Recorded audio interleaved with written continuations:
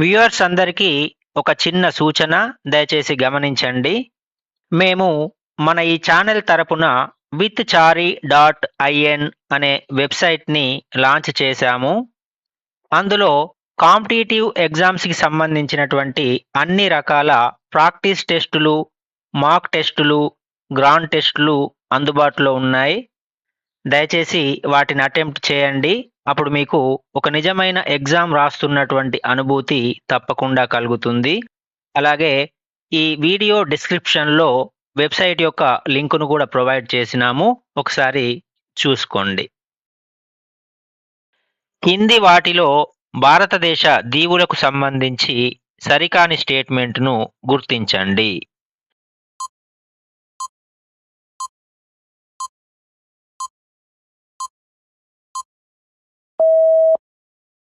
భారతదేశం యొక్క దక్షిణ కొన లక్షద్వీప్ ద్వీపంలో ఉంది. భారతదేశం యొక్క అత్యంత దక్షిణ కొన అయిన ఇందిరా పాయింట్ అండమాన్ నికోబార్ దీవులలోని గ్రేట్ నికోబార్ ద్వీపంలో ఉంది. ఒకవేళ భారతదేశ ప్రధాన భూభాగం యొక్క దక్షిణ కొన అంటే మాత్రం అది తమిళనాడులోని కన్యాకుమారి, కేప్ కెమోరిన్. లక్షద్వీప్ దీవులు కేవలం 32 చదరపు కిలోమీటర్ల వైశాల్యంతో అరేబియా సముద్రంలో ఉన్న పగడపు దీవులు. పర్వతాలలో ఉద్భవించిన గంగా నది ఏ ప్రదేశంలో మైదానానికి చేరుకుంటుంది?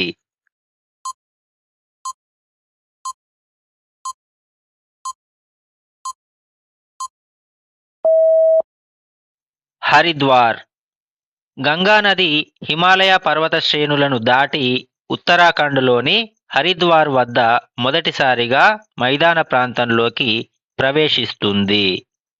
దేవప్రయాగ వద్ద భగీరథి మరియు అలకనంద నదులు కలిసిన తర్వాత ఏర్పడిన గంగా నది హరిద్వార్ వరకు పర్వతాల గుండానే ప్రవహిస్తుంది. అలహాబాద్ అంటే ప్రయాగ్రాజ్ వద్ద గంగా నది తన అతిపెద్ద ఉపనది అయిన యమునతో కలుస్తుంది. దీనినే త్రివేణి సంగమం అంటారు. వేసవికాలం చివరి నాటికి ద్వీపకల్ప భారతదేశంలో మామిడికాయలు త్వరగా పండడానికి మరియు ఇతర తోటలు పెరగడానికి ఏవి దోహదపడతాయి?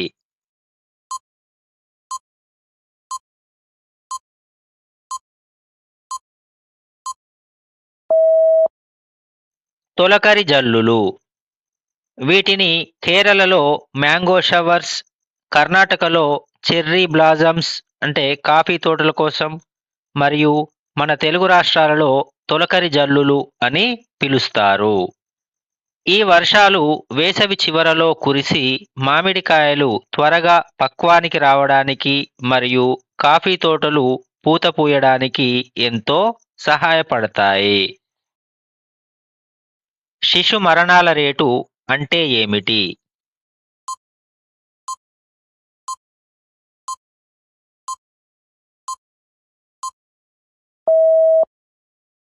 ఒక నిర్దిష్ట జనాభా మరియు కాల వ్యవధిలో 1000 సజీవ జననాలకు ఒక సంవత్సరం కంటే తక్కువ వయస్సున్న పిల్లల మరణాల సంఖ్య. శిశు మరణాల రేటును ఎల్లప్పుడూ 1000 సజీవ జననాలను ప్రాతిపదికగా తీసుకొని ఒక సంవత్సరం లోపు వయస్సు ఉన్న పిల్లల మరణాలను లెక్కించడం ద్వారా నిర్ణయిస్తారు. ఇది ఒక ప్రాంతం యొక్క ఆరోగ్య సదుపాయాలు మరియు పోషకాహార స్థాయిని సూచించే కీలకమైన సామాజిక సూచిక. ఆఫ్రికాలోని ఏ దేశాన్ని తరచుగా రాగి దేశం అని పిలుస్తారు?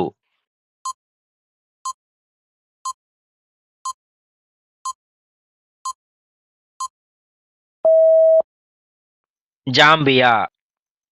ఆఫ్రికా ఖండంలో అత్యధికంగా రాగి ఉత్పత్తి చేసే దేశాలలో జాంబియా ఒకటి. అందుకే దీనిని రాగి దేశం అని పిలుస్తారు. ఇక్కడి ఆర్థిక వ్యవస్థ ప్రధానంగా రాగి ఎగుమతులపైనే ఆధారపడి ఉంటుంది. ముఖ్యంగా కాపర్ బెల్ట్ ప్రాంతం దీనికి ప్రసిద్ధి. కింది వాటిలో భూమి ఘనపరిమాణంలో దాదాపు 83% ఉండే పొర ఏది?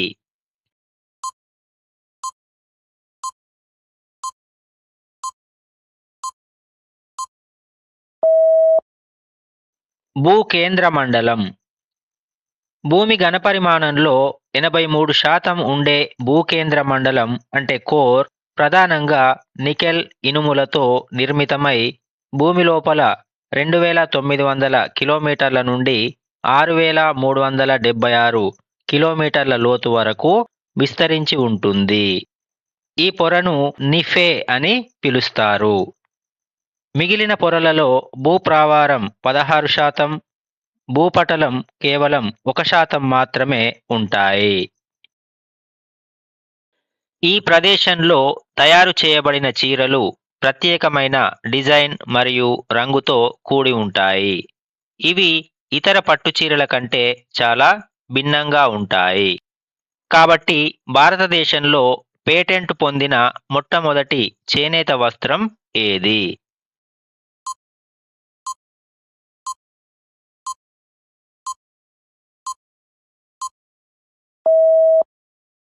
పోచంపల్లి చీరలు.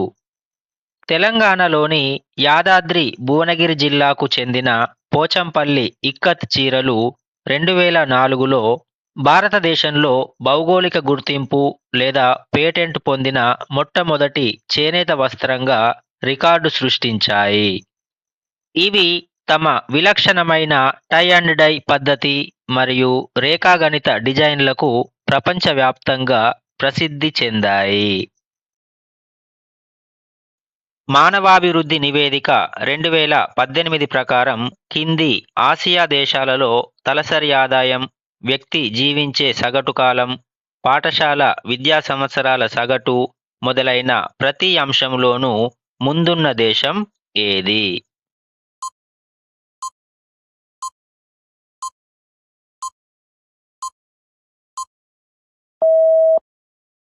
శ్రీలంక.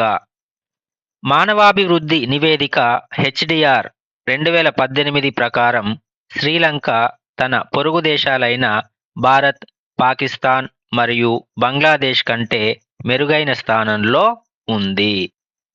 మానవ అభివృద్ధి సూచిక హెచ్డిఐ యొక్క అన్ని ప్రధాన కొలమానాలైన తలసరి ఆదాయం, ఆయుర్దాయం మరియు పాఠశాల విద్యా సంవత్సరాల సగటులో శ్రీలంక అగ్రస్థానంలో నిలిచింది.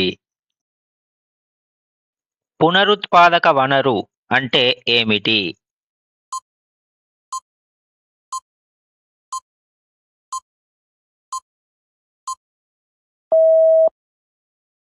వినియోగించబడుతున్నప్పటికీ ఉనికిలో ఉండే వనరులు. ప్రకృతిలో నిరంతరం లభిస్తూ వినియోగిస్తున్నప్పటికీ సహజ ప్రక్రియల ద్వారా తిరిగి పునరుద్ధరించబడే వనరులను పునరుత్పాదక వనరులు అంటారు.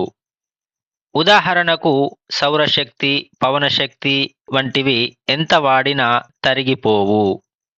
ఇవి పెట్రోల్, బొగ్గు వంటి తరిగిపోయే వనరులకు భిన్నమైనవి. అక్షాంశాలకు సంబంధించి కింది వాటిలో సరికాని స్టేట్మెంటును గుర్తించండి.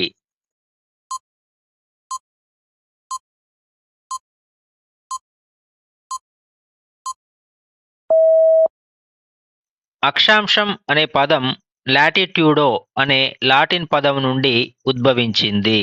దీని అర్థం పొడవు. అక్షాంశం అంటే లాటిట్యూడ్ అనే పదం లాటిట్యూడో అనే లాటిన్ పదం నుండి వచ్చింది, కానీ దాని అర్థం వెడల్పు అంటే విడ్త్ అని. రేఖాంశం అంటే లాంగిట్యూడ్ అనే పదం లాంగిట్యూడో అనే లాటిన్ పదం నుండి వచ్చింది, దానికి అర్థం పొడవు అంటే లెంత్. మిగిలిన 3 స్టేట్మెంట్లు అక్షాంశాల గురించి సరైన సమాచారాన్నే ఇస్తున్నాయి. ఖండతీరపు వాలులో కనిపించే సముద్ర అగాధదరులు ఏ ప్రక్రియ ద్వారా ఏర్పడ్డాయి?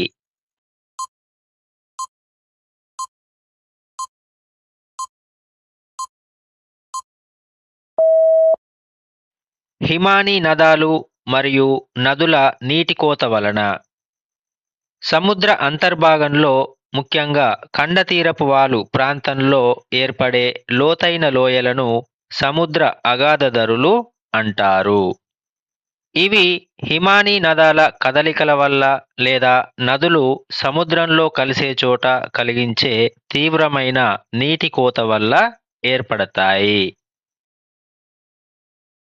ఏ అడవులు తక్కువ వర్షపాతం మరియు అధిక ఉష్ణోగ్రతలున్న పొడి ప్రాంతాలలో పెరుగుతాయి?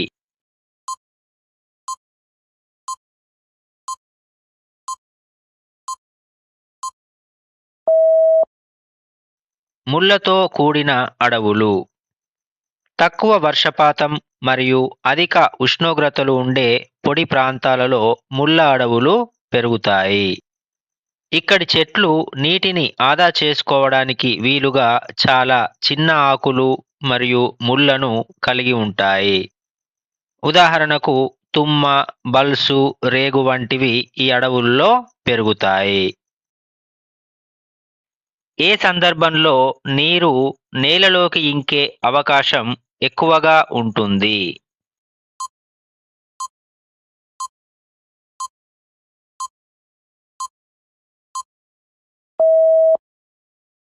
వర్షపు నీటి ప్రవాహాన్ని వృక్ష సంపద లేదా కట్టల ద్వారా నియంత్రించినప్పుడు. వర్షపు నీరు వేగంగా ప్రవహించకుండా వృక్ష సంపద లేదా అడ్డుకట్టలు అడ్డుకున్నప్పుడు ఆ నీరు నేల మీద ఎక్కువసేపు నిలిచి ఉంటుంది. దీనివల్ల నీరు భూమిలోకి ఇంకడానికి తగినంత సమయం దొరికి భూగర్భ జలమట్టం పెరుగుతుంది.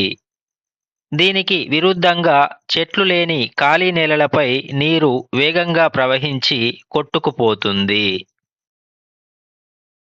సింధు నది జల ఒప్పందం 1960 నిబంధనల ప్రకారం సింధు నది వ్యవస్థ ద్వారా తీసుకువెళ్లే మొత్తం నీటిలో భారతదేశం 20% నీటిని మాత్రమే ఉపయోగించుకోగలదు.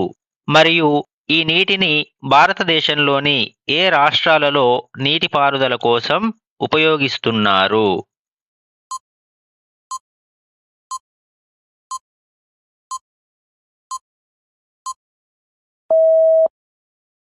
పంజాబ్, హర్యానా మరియు రాజస్థాన్. 1960లో జరిగిన సింధు నది జల ఒప్పందం ప్రకారం పశ్చిమ నదులైన సింధు, జీలం, చీనాబ్ నీటిని ప్రధానంగా పాకిస్తాన్కు కేటాయించారు. భారతదేశానికి దక్కిన 20% వాటా నీటిని ప్రధానంగా పంజాబ్, హర్యానా మరియు రాజస్థాన్ రాష్ట్రాలలో వ్యవసాయం మరియు తాగునీటి అవసరాల కోసం ఉపయోగిస్తున్నారు. అయితే తూర్పు నదులైన రావి, బియాస్, సట్లెజ్ నీటిపై భారత్కు పూర్తి హక్కులు ఉన్నాయి. భారతదేశ ప్రజాస్వామ్యానికి పునాది వేసింది ఏది?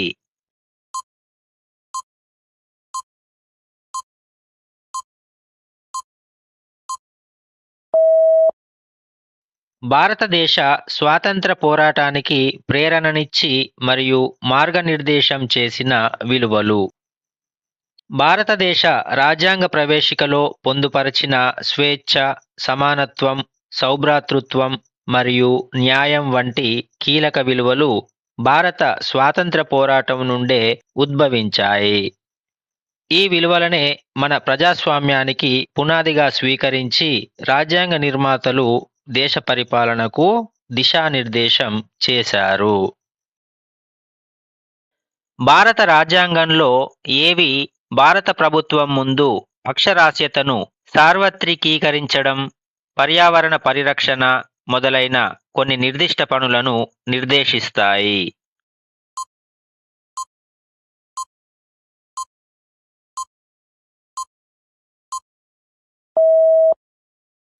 ఆదేశిక సూత్రాలు. భారత రాజ్యాంగంలోని 4వ భాగంలో ఉన్న ఆదేశిక సూత్రాల ప్రధాన ఉద్దేశ్యం సామాజిక ఆర్థిక న్యాయంతో కూడిన సంక్షేమ రాజ్యాన్ని అంటే వెల్ఫేర్ స్టేట్ను స్థాపించడం. అక్షరాస్యత, పర్యావరణ పరిరక్షణ మరియు గ్రామీణాభివృద్ధి మొదలైన సంక్షేమ లక్ష్యాలను ప్రభుత్వం చేపట్టాల్సిన బాధ్యతలుగా ఈ సూత్రాలు నిర్దేశిస్తాయి. భారతదేశంలో ఏ స్వతంత్ర సంస్థ ప్రభుత్వం చేసే ఖర్చులను పర్యవేక్షిస్తుంది?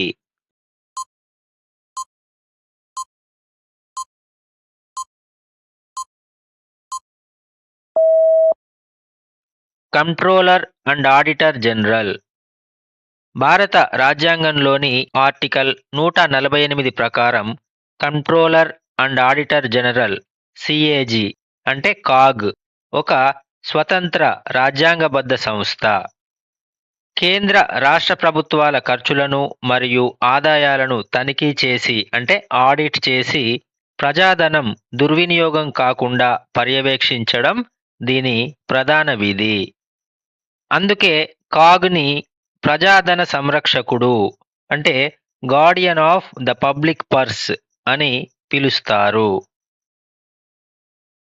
2009లో భారత పార్లమెంటు దేని కొరకు ఉచిత మరియు నిర్బంధ ప్రాథమిక విద్యకు బాలల హక్కు చట్టమును ఆమోదించింది?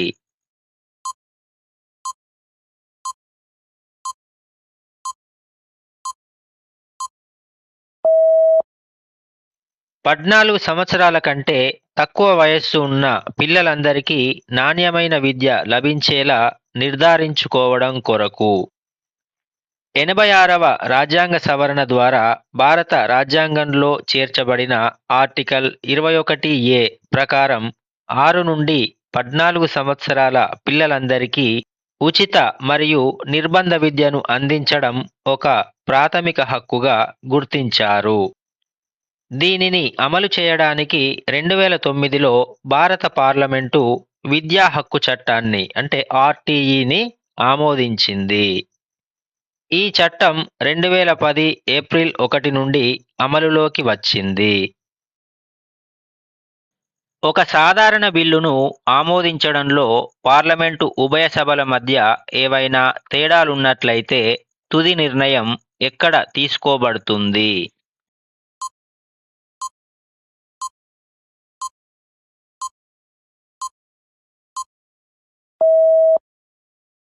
పార్లమెంటు ఉమ్మడి సమావేశంలో.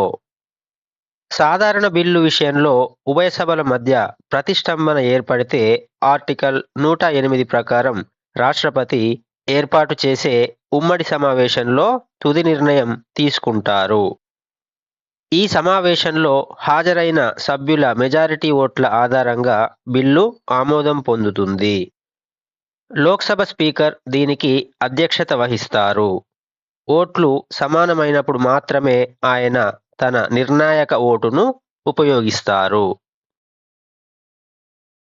కింది వాటిలో ఏది భారత రాజ్యాంగ 42వ సవరణ లక్ష్యం కాదు?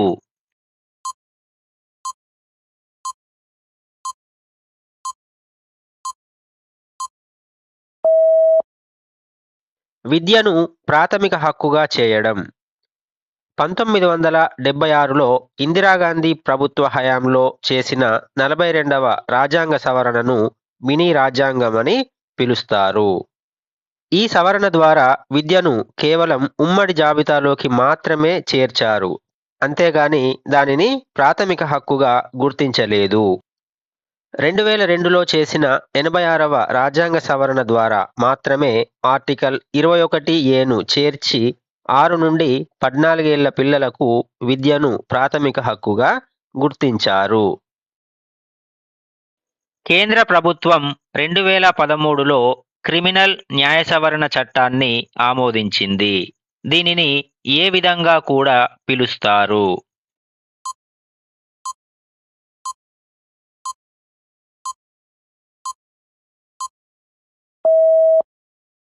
నిర్భయ చట్టం. 2012 ఢిల్లీ సామూహిక అత్యాచార ఘటన తర్వాత జస్టిస్ జేఎస్ వర్మ కమిటీ సిఫార్సుల మేరకు ప్రభుత్వం 2013లో ఈ క్రిమినల్ న్యాయ సవరణ చట్టాన్ని ఆమోదించింది. దీనినే నిర్భయ చట్టం అని పిలుస్తారు. మహిళలపై జరిగే అత్యాచారాలు, వేధింపులకు సంబంధించి శిక్షలను మరింత కఠినతరం చేస్తూ ఈ చట్టం ద్వారా భారత శిక్షా స్మృతి ఐపీసీలో మార్పులు చేశారు. శివుడిని ఆరాధ్య దైవంగా భావించి నటరాజ విగ్రహం ముందు గాని లేదా శివాలయాలలో గాని సైనికులు యుద్ధానికి వెళ్లే ముందు ఆవేశంతో ప్రదర్శించే నృత్యం ఏది?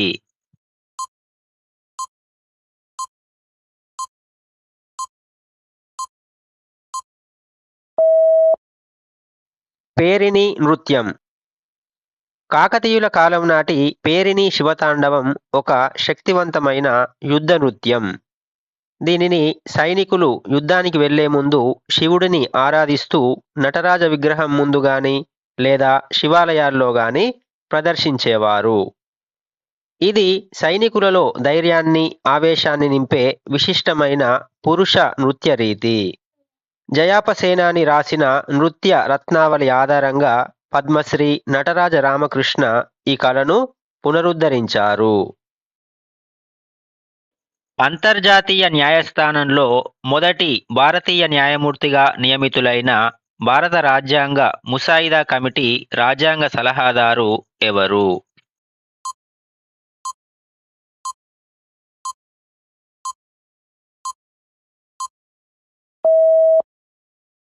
సర్ బెనగల్ నర్సింగ్రావు. సర్ బెనగల్ నర్సింగ్రావు అంటే బిఎన్ రావు భారత రాజ్యాంగ పరిషత్తుకు రాజ్యాంగ సలహాదారుగా వ్యవహరించి రాజ్యాంగ ముసాయిదా తయారీలో కీలక పాత్ర పోషించారు. ఈయన 1952 నుండి 1953 వరకు అంతర్జాతీయ న్యాయస్థానంలో న్యాయమూర్తిగా పనిచేసిన మొదటి భారతీయుడు. వేటి ఆధారంగా కొత్త సమాజాన్ని నిర్మించడానికి జ్యోతిబా పూలే సత్యశోధక్ సమాజ్ను స్థాపించారు.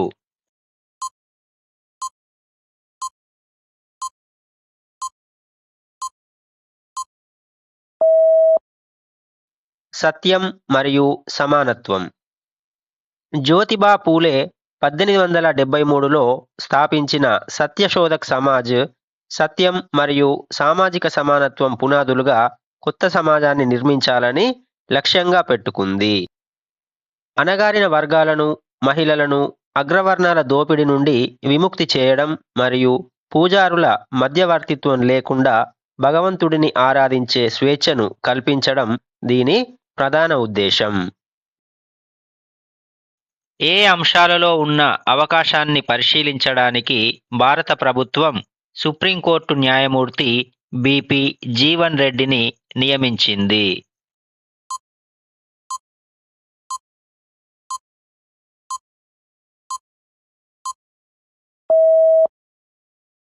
ఈశాన్య రాష్ట్రాల్లో ఏఎఫ్ఎస్పిఏ చట్టాన్ని రద్దు చేయడం కొరకు.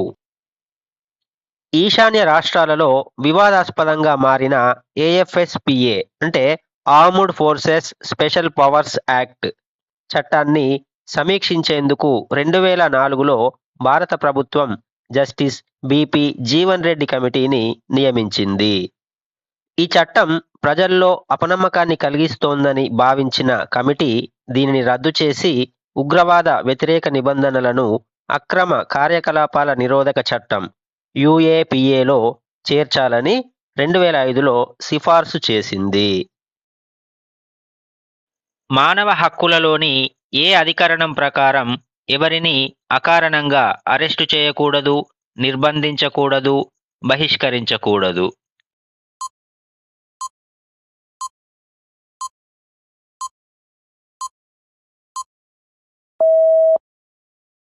తొమ్మిదవ అధికరణ. 1948 డిసెంబర్ 10న ఐక్యరాజ్య సమితి ప్రకటించిన విశ్వజనీన మానవ హక్కుల ప్రకటనలోని 9వ అధికరణం ఏ వ్యక్తిని కూడా చట్టవిరుద్ధంగా అరెస్టు చేయడం, నిర్బంధించడం లేదా దేశం నుండి బహిష్కరించడాన్ని నిషేధిస్తుంది. ఇది ప్రతి వ్యక్తి యొక్క స్వేచ్ఛకు మరియు చట్టం ముందు రక్షణకు ప్రాథమిక హామీని ఇస్తుంది. భారతదేశంలోని ఏ ప్రాంతం సింహపు తోకగల కోతి మరియు అనేక ఇతర జాతుల కీటకాలు మరియు పక్షులకు ప్రత్యేకమైనది.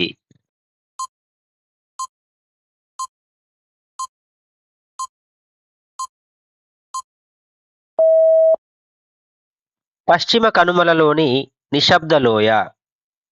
కేరళలోని పశ్చిమ కనుమలలో ఉన్న సైలెంట్ వ్యాలీ అంటే నిశ్శబ్ద లోయ అత్యంత అరుదైన సింహపు తోక గల కోతి మరియు అనేక విశిష్ట కీటకాలు, పక్షులకు ప్రధాన ఆవాసం. 1970లలో ఇక్కడ పర్యావరణాన్ని రక్షించడానికి జరిగిన సేవ్ సైలెంట్ వ్యాలీ ఉద్యమం ఈ ప్రాంతం యొక్క ప్రాముఖ్యతను చాటి చెప్పింది.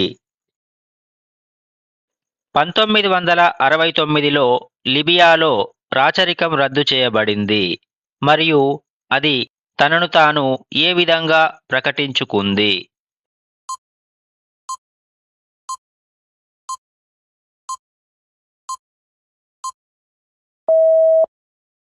Democratic Libyan Arab Republic. 1969 September 1న ముఅమ్మర్ గడాఫీ నాయకత్వంలో జరిగిన సైనిక తిరుగుబాటు ద్వారా లిబియాలో రాజు ఇద్రిస్ వన్ రాచరిక పాలన ముగిసింది. ఆ తర్వాత లిబియా తనను తాను డెమోక్రటిక్ లిబియన్ అరబ్ రిపబ్లిక్గా ప్రకటించుకుంది. గడాఫీ నేతృత్వంలో దేశం గణతంత్ర వ్యవస్థగా రూపాంతరం చెందింది. హరిత విప్లవ పితామహుడు నార్మన్ ఎర్నెస్ట్ బోర్లాగ్ ఏ దేశానికి చెందినవాడు?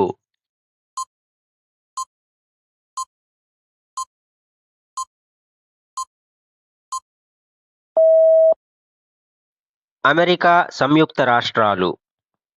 ప్రపంచ హరిత విప్లవ పితామహుడిగా పిలువబడే నార్మన్ ఎర్నెస్ట్ బోర్లాగ్ అమెరికాకు చెందిన వ్యవసాయ శాస్త్రవేత్త. ఈయన మెక్సికోలో అధిక దిగుబడినిచ్చే గోధుమ వంగడాలను అభివృద్ధి చేసి ప్రపంచవ్యాప్తంగా ఆహార కొరతను తీర్చడంలో కీలక పాత్ర పోషించారు. ఈ కృషికి గాను ఆయనకు 1970లో నోబెల్ శాంతి బహుమతి లభించింది. ఎంఎస్ స్వామినాథన్ గారిని భారత హరిత విప్లవ పితామహుడు అని పిలుస్తారు. ఏ పంటను ఆహారంగా మరియు పశువుల మేతగా ఉపయోగిస్తారు?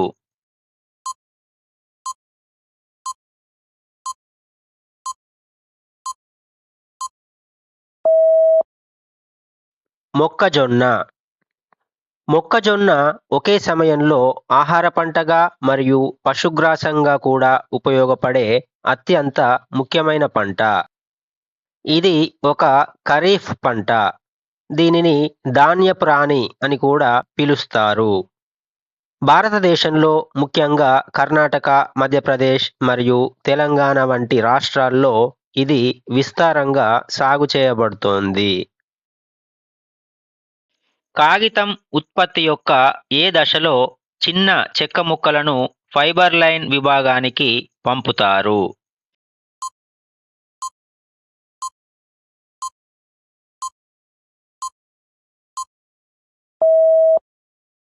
కలపగుజ్జు తయారీ చేయడం.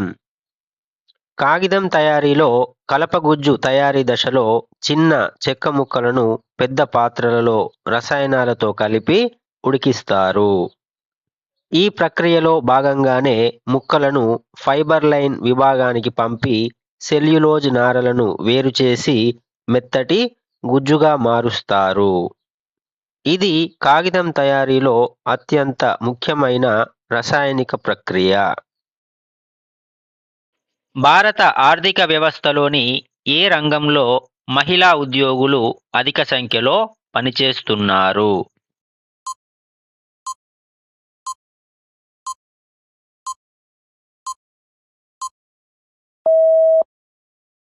వ్యవసాయ రంగం. భారతదేశంలో అత్యధిక శాతం మహిళా కార్మికులు ఇప్పటికీ వ్యవసాయ రంగం అంటే ప్రాథమిక రంగంపైనే ఆధారపడి ఉపాధి పొందుతున్నారు. గ్రామీణ ప్రాంతాల్లో పురుషులు ఇతర పనుల కోసం పట్టణాలకు వలస వెళ్తుండడంతో వ్యవసాయ పనుల్లో మహిళల భాగస్వామ్యం పెరిగింది. దీనినే వ్యవసాయం మహిళాకరణ అంటే ఫెమినైజేషన్ ఆఫ్ అగ్రికల్చర్ అని కూడా పిలుస్తారు. 1991 నూతన పారిశ్రామిక విధానం భారత ఆర్థిక వ్యవస్థపై ఏ ప్రభావం చూపింది?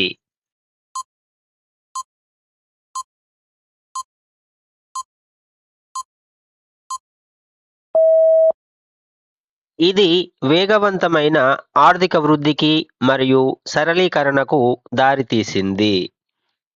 పివి నరసింహారావు నేతృత్వంలో 1991 నూతన పారిశ్రామిక విధానంలో ప్రవేశపెట్టిన ఎల్పిజి అంటే సరళీకరణ, ప్రైవేటీకరణ, ప్రపంచీకరణ సంస్కరణలు భారత ఆర్థిక వ్యవస్థలో విప్లవాత్మక మార్పులు తెచ్చాయి.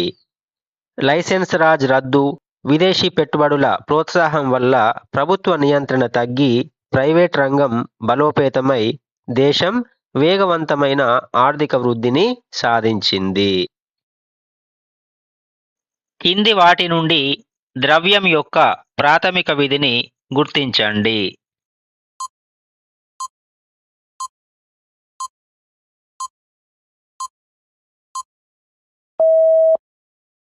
మార్పిడి మాధ్యమం మరియు విలువ యొక్క కొలత. అర్థశాస్త్రం ప్రకారం ద్రవ్యం ప్రధానంగా 2 రకాల ప్రాథమిక విధులను నిర్వహిస్తుంది. ఒకటి మార్పిడి మాధ్యమం అంటే వస్తువుల మరియు సేవల కొనుగోలు అమ్మకాలకు ద్రవ్యం ఒక సాధనంగా ఉపయోగపడుతుంది. 2 విలువ యొక్క కొలత. వస్తువుల విలువను లేదా ధరను లెక్కించడానికి ద్రవ్యం ఒక ప్రామాణిక కొలమానంగా పనిచేస్తుంది. కింది వాటిలో ద్రవ్యాన్ని ఏ అకౌంట్లో డిపాజిట్ చేయడం వ్యాపారవేత్తలకు మరింత ఎక్కువ సౌకర్యవంతంగా ఉంటుంది?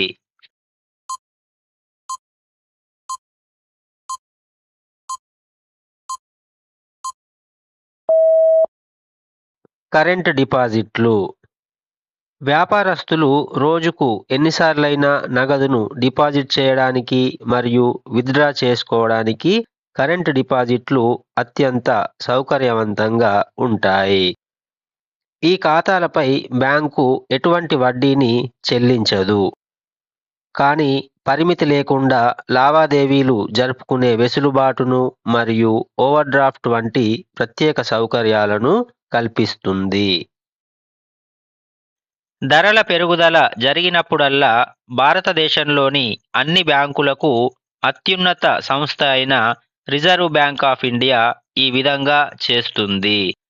ఏ ఆర్థిక వ్యవస్థలో ద్రవ్య సరఫరాను తగ్గిస్తుంది. బి బ్యాంకులను తక్కువ రుణాలు ఇవ్వమని లేదా డిపాజిటర్లను తక్కువ ఉపసంహరించుకోవడానికి అనుమతించమని కోరుతుంది. సి డిపాజిటర్లకు చెల్లించే లేదా డిపాజిటర్ల నుండి స్వీకరించే వడ్డీ చెల్లింపులను నియంత్రిస్తుంది. క్రింది వాటిలో సరైన సమాధానాన్ని గుర్తించండి.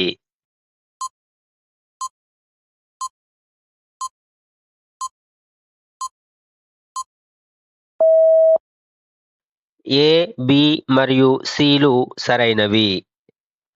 ద్రవ్యోల్బణం పెరిగినప్పుడు మార్కెట్లో డబ్బు చెలామణిని తగ్గించడానికి ఆర్బీఐ తన ద్రవ్య విధానంలో భాగంగా రెపో రేటును పెంచడం ద్వారా ద్రవ్య సరఫరాను తగ్గిస్తుంది. బ్యాంకులిచ్చే రుణాల పరిమాణాన్ని నియంత్రిస్తుంది మరియు వడ్డీ రేట్లను పెంచి లేదా తగ్గించి ప్రజల పొదుపు మరియు ఖర్చులను నియంత్రిస్తుంది, తద్వారా ధరలను అదుపులోకి తెస్తుంది. ప్రతి సంవత్సరం మానవ అభివృద్ధి నివేదికను ప్రచురించేవారు ఎవరు?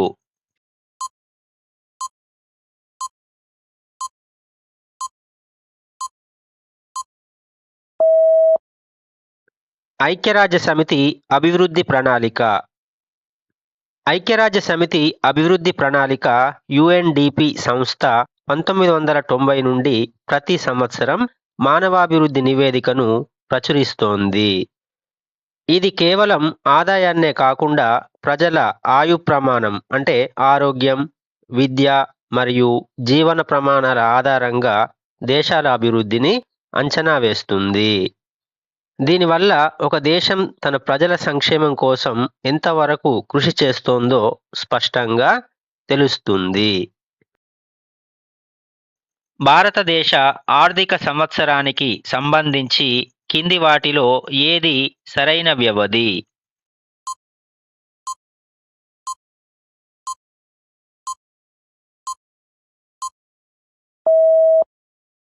ఏప్రిల్ 1 నుండి తదుపరి సంవత్సరం మార్చ్ 31 వరకు.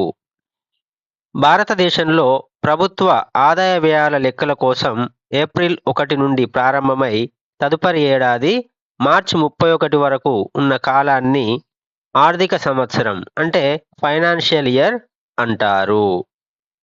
కంపెనీల ఆదాయ పన్ను రిటర్నులు, బడ్జెట్ కేటాయింపులు మరియు బ్యాంకింగ్ లావాదేవీలన్నీ ఈ కాలచక్రం ఆధారంగానే జరుగుతాయి. ఈ యుద్ధం వలన మనం ప్రపంచంలోకెల్లా అత్యంత శక్తివంతమైన దేశంగా ఆవిర్భవించాము.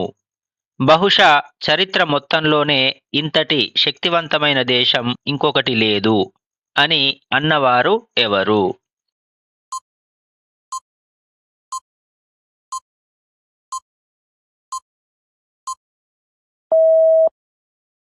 Harry Truman.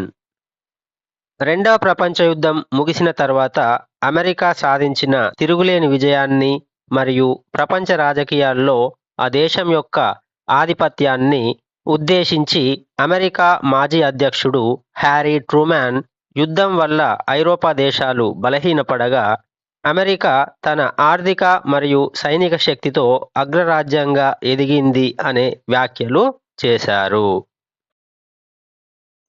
ఏ చట్టం ప్రకారం వయోజన పురుష కార్మికులను రోజుకు 12 గంటలకు మించి పని చేయించకూడదు?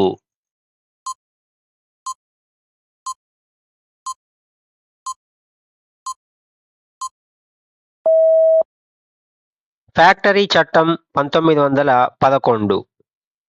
బ్రిటిష్ పాలనలో 1911 ఫ్యాక్టరీ చట్టం మొదటిసారిగా వయోజన పురుష కార్మికుల పని గంటలను నియంత్రించింది.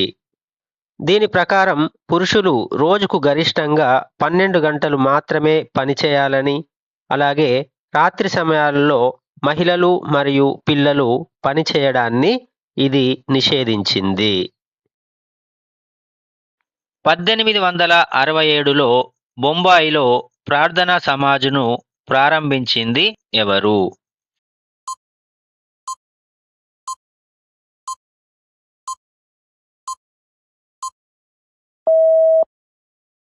ఆర్జీ బండార్కర్. 1867లో బొంబాయిలో ఆత్మారాం పాండురంగ ప్రార్థనా సమాజ్ను స్థాపించారు. దీనిని బలోపేతం చేయడంలో మరియు ప్రాచుర్యంలోకి తీసుకురావడంలో ఆర్జీ బండార్కర్ మరియు జస్టిస్ మహదేవ గోవింద రనడే వంటి ప్రముఖులు కీలక పాత్ర పోషించారు. అయితే ఇచ్చిన ఆప్షన్స్లో ఆత్మారాం పాండురంగ పేరు లేనందువల్ల ఆ సంస్థ అభివృద్ధిలో కీలక పాత్ర పోషించిన నాయకులలో ఒకరైన ఆర్జీ బండార్కర్ సరైన సమాధానం అవుతుంది. 1933 మార్చ్ 3న ఆమోదించబడిన ఎనేబ్లింగ్ చట్టం అడాల్ఫ్ హిట్లర్కు ఏ అధికారాలను కట్టబెట్టింది?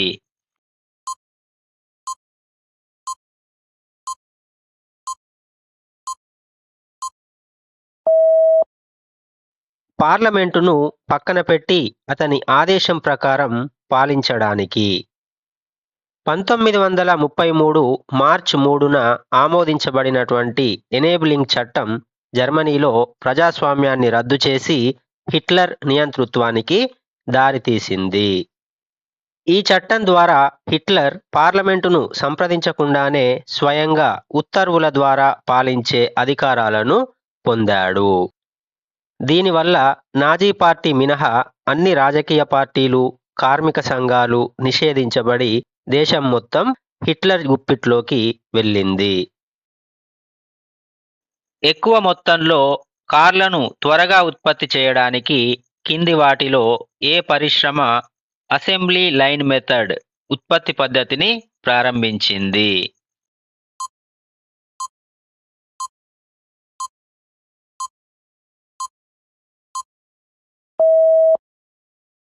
ఫోర్డ్ మోటార్లు.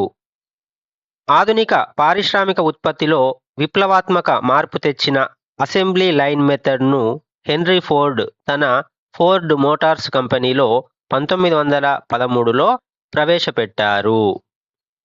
ఈ పద్ధతి ద్వారా కార్లను విడిభాగాలుగా కాకుండా ఒక కదిలే బెల్టుపై నిరంతరంగా అమర్చుకుంటూ వెళ్లడం వల్ల ఉత్పత్తి వేగం పెరిగి ఖర్చు గణనీయంగా తగ్గింది.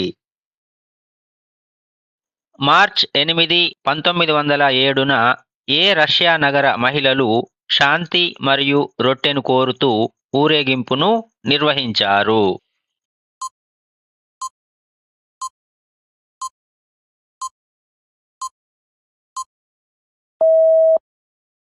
Saint Petersburg.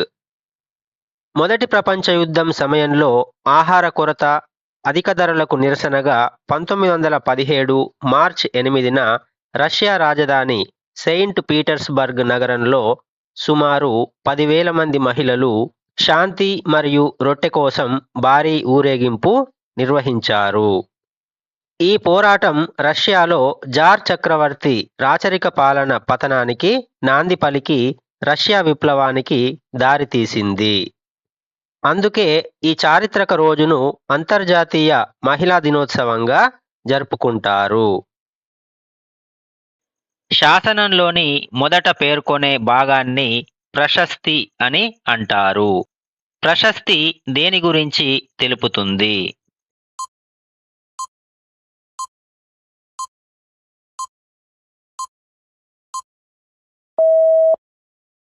పాలకుల కుటుంబాలు, వారికంటే ముందున్న పాలక కుటుంబాల గురించి మరియు వారు ఏ కాలానికి చెందినవారో వాటి గురించి. శాసనాల ప్రారంభంలో ఉండే భాగాన్ని ప్రశస్తి అని అంటారు. ప్రశస్తి అంటే స్తుతించడం లేదా పొగడటం అని అర్థం. ఇవి ప్రధానంగా రాజుల వంశావళిని, వారి పూర్వీకులను మరియు వారి విజయాలను, పరాక్రమాలను గురించి గొప్పగా వివరిస్తాయి. సాధారణంగా రాజుల ఆస్థానంలోని పండితులు లేదా బ్రాహ్మణులు రాజులను మెప్పించడానికి ఈ ప్రశస్తిలను రచించేవారు. నానాజాతి సమితి ఏ ఒప్పందం ఫలితంగా ఏర్పడిన మొట్టమొదటి అంతర్జాతీయ సంస్థ?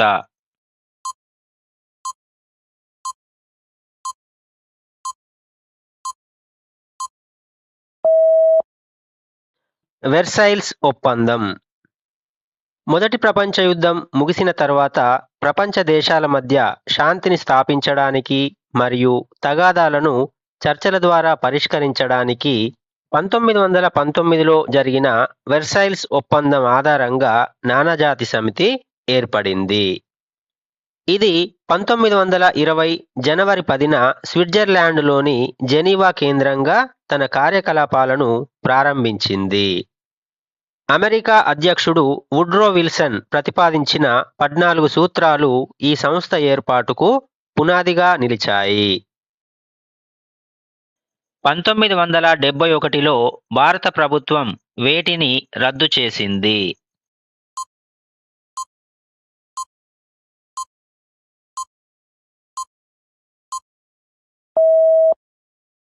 పూర్వ సంస్థానాలు ఉపయోగించిన రాజభరణాలు మరియు బిరుదులు. 1971లో ఇందిరాగాంధీ ప్రభుత్వం 26వ రాజ్యాంగ సవరణ చట్టం ద్వారా పూర్వ సంస్థానాధీశుల రాజభరణాలను మరియు ప్రత్యేక బిరుదులను రద్దు చేసింది. ప్రజాస్వామ్య సూత్రాలకు అనుగుణంగా అందరూ సమానమేనని చాటడం మరియు దేశ ఆర్థిక వనరులను ప్రజా సంక్షేమానికి మళ్లించడం ఈ నిర్ణయం యొక్క ప్రధాన ఉద్దేశం. 1915లో మదన్ మోహన్ మాలవ్య ఏ లక్ష్యంతో హిందూ మహాసభను స్థాపించాడు?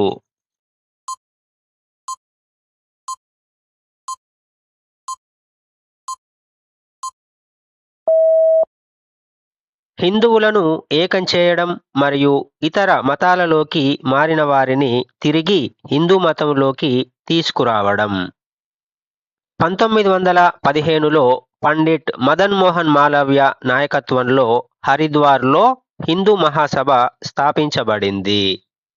హిందూ సమాజంలో ఐక్యతను పెంపొందించడం, కుల వివక్షను తగ్గించడం మరియు ఇతర మతాలలోకి మారిన హిందువులను శుద్ధి ఉద్యమం ద్వారా తిరిగి తమ మతంలోకి చేర్చుకోవడం ఈ సంస్థ యొక్క ప్రధాన ఆశయాలు. సాంఘిక శాస్త్రం మరియు సామాజిక శాస్త్రాలకు సంబంధించి ఈ కింది వాక్యాలలో సరైనవి ఏవి? ఏ. మానవ సంబంధాలను గూర్చిన నూతన సత్యాలను కనుగొనుటయే సామాజిక శాస్త్రాల ఉద్దేశ్యము. బి. సాంఘిక శాస్త్రం సామాజిక శాస్త్రాల కంటే చాలా ఎక్కువ విశాలంగా ఉంటుంది. సి. సాంఘిక శాస్త్రం, సామాజిక శాస్త్రాలు రెండింటి దృష్టి అంతా మానవునికి తోటి మానవునితో, అతని పరిసరంతో సంబంధం మరియు అతని కనీస అవసరాలను ఎలా తీర్చుకుంటాడు అనే వాటిపై ఉంటుంది. సరైన సమాధానాన్ని ఎంపిక చేయండి.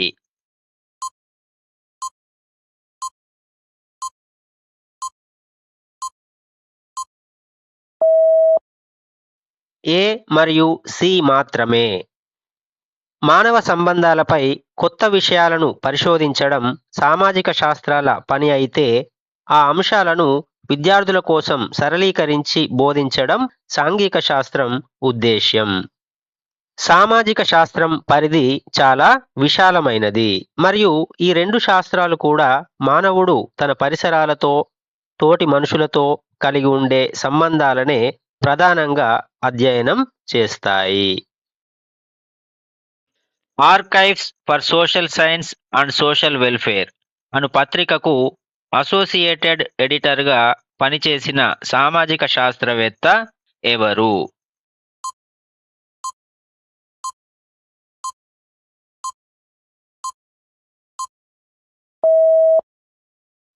Marks weber. జర్మన్ సామాజిక శాస్త్రవేత్త అయిన marks weber archives for Social Science and Social welfare అనే పత్రికకు అసోసియేట్ ఎడిటర్గా పనిచేశారు. ఆధునిక సామాజిక శాస్త్ర పితామహులలో ఒకరిగా పేరుగాంచిన ఆయన ఈ పత్రిక ద్వారా సామాజిక శాస్త్ర పరిశోధనలకు మరియు సామాజిక విధానాల విశ్లేషణకు గొప్ప ప్రాచుర్యం కల్పించారు. జ్ఞాన నిర్మాణ తరగతి గదిలో ఉపాధ్యాయుని పాత్రకు సంబంధించి ఈ కింది వాక్యాలలో సరైన వాటిని గుర్తించండి. ఏ. ఉపాధ్యాయుడు జ్ఞాన ప్రసరణ అంటే ట్రాన్స్మిటర్ చేసే వ్యక్తి. బి. జ్ఞాన నిర్మాణానికి ఉపాధ్యాయుడు సౌలభ్యకర్తగా, మార్గదర్శిగా వ్యవహరిస్తాడు. సి. ఉపాధ్యాయుడు తరగతి నిర్వాహకుడే కానీ నియంత్రణ అధికారి కాదు. సరైన సమాధానాన్ని ఎన్నుకోండి.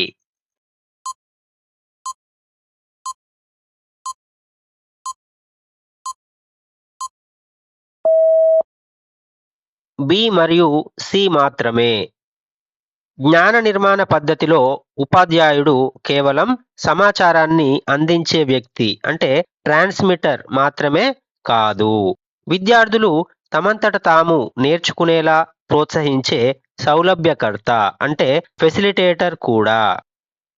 తరగతి గదిలో అభ్యసన ప్రక్రియను నిర్వహించే వ్యక్తిగా ఉపాధ్యాయుడు మార్గదర్శకత్వం వహిస్తారు తప్ప విద్యార్థులపై నియంత్రణ అధికారిగా వ్యవహరించకూడదు. సేవా సంస్థలను గౌరవించుట మరియు రామాయణ కథలను చదువుట అను అంశాలు వరుసగా విద్యార్థులలో ఈ కింది ఏ విలువలను పెంపొందించుటకు దోహదపడతాయి?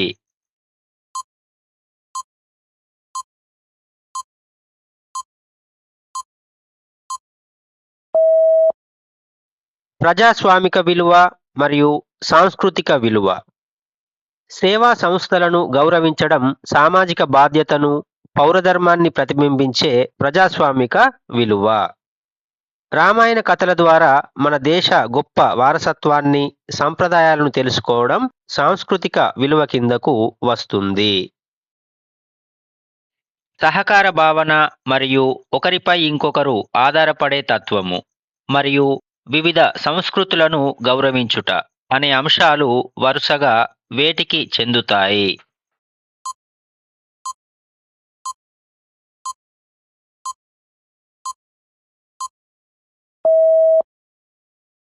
ఉద్దేశ్యాలు మరియు లక్ష్యాలు.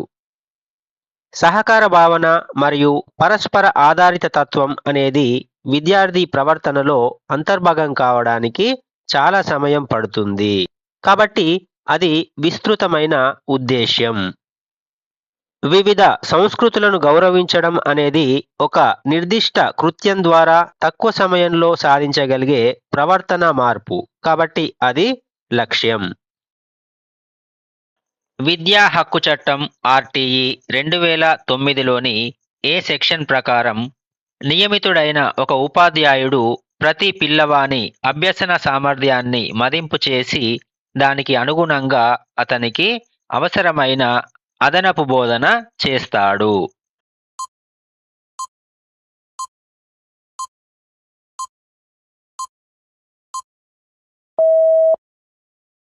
Section 24(1)(d). ఆర్టీఈ చట్టం 2009లోని సెక్షన్ 24(1)(d) ప్రకారం ఉపాధ్యాయుడు ప్రతి విద్యార్థి అభ్యసన సామర్థ్యాన్ని నిరంతరం మదింపు చేయాలి. విద్యార్థి వెనుకబడి ఉంటే ఆ సామర్థ్యాలను సాధించడానికి అవసరమైన అదనపు బోధన అందించడం ఉపాధ్యాయుని బాధ్యత. గ్రాఫులు మరియు ఫోనోగ్రాఫ్ డిస్కులు వరుసగా ఏ రకమైన బోధనోపకరణాలు?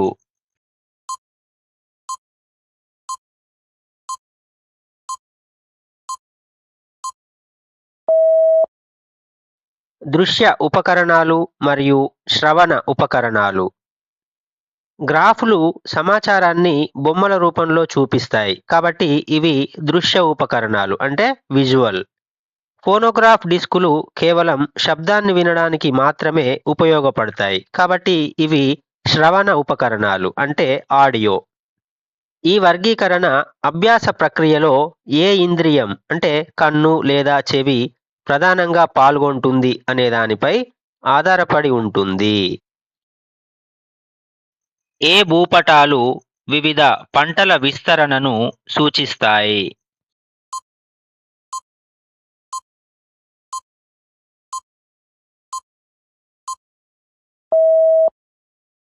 వెజిటేషన్ భూపటాలు ఒక ప్రాంతంలోని పంటలు, అడవులు మరియు ఇతర వృక్ష సంపద విస్తరణను తెలిపే పటాలనే వెజిటేషన్ భూపటాలు అంటారు. ఇవి వివిధ రంగులు లేదా చిహ్నాలను ఉపయోగించి ఏ ప్రాంతాల్లో ఏ రకమైన పంటలు పండుతున్నాయో స్పష్టంగా సూచిస్తాయి. వస్తు మార్పిడి విధానం, ద్రవ్య పరిణామ క్రమము అను పాఠ్య బోధనకు అత్యంత అనువైన బోధనా పద్ధతి ఏది?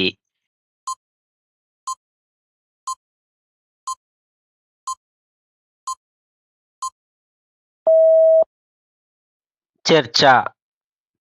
వస్తు మార్పిడిలోని కష్టాలు మరియు ద్రవ్యం ఎలా అభివృద్ధి చెందిందనే అంశాలపై విద్యార్థుల మధ్య చర్చ నిర్వహించడం వల్ల వారు విశ్లేషణాత్మకంగా ఆలోచిస్తారు. ఈ పద్ధతి ద్వారా ద్రవ్యం యొక్క ప్రాముఖ్యతను, చారిత్రక పరిణామ క్రమాన్ని విద్యార్థులు ఒకరి అభిప్రాయాలను ఒకరు పంచుకుంటూ మెరుగ్గా అర్థం చేసుకుంటారు. ఏ అభ్యసన సిద్ధాంతం ఆధారంగా భావనా పటం ఉద్భవించింది?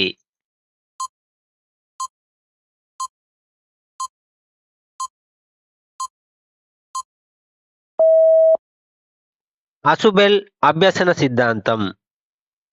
డేవిడ్ అసుబెల్ ప్రతిపాదించిన అర్థవంతమైన అభ్యసన సిద్ధాంతం ఆధారంగా భావనా పటాలు ఉద్భవించాయి. విద్యార్థి తన పూర్వజ్ఞానానికి కొత్త విషయాన్ని దృశ్య రూపంలో అనుసంధానిస్తూ నేర్చుకోవడానికి ఇవి తోడ్పడతాయి.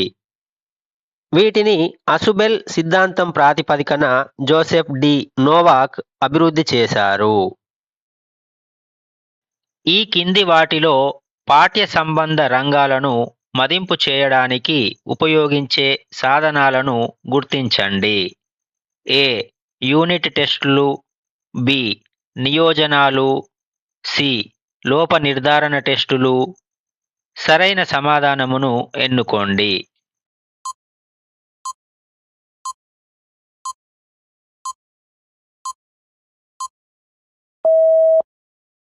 ఏ, బి మరియు సి. యూనిట్ టెస్టులు మరియు నియోజనాలు విద్యార్థి అభ్యసన ఫలితాలను, లోతైన అవగాహనను అంచనా వేస్తాయి. లోప నిర్ధారణ పరీక్షలు విద్యార్థుల అభ్యసన లోపాలను గుర్తించి రెమెడియల్ టీచింగ్ అందించడానికి తోడ్పడతాయి. అందువల్ల ఈ 3 సాధనాలు కూడా పాఠ్య సంబంధ రంగాల మదింపులో అత్యంత కీలకమైనవే. మీ ప్రాంతంలో ప్రజలు జరుపుకునే ఒక పండుగ గూర్చి మీ స్వంత వాక్యాలలో రాయండి అను ప్రశ్న ఈ క్రింది ఏ విద్యా ప్రమాణమును సాధించుటకు ఉద్దేశించబడినది?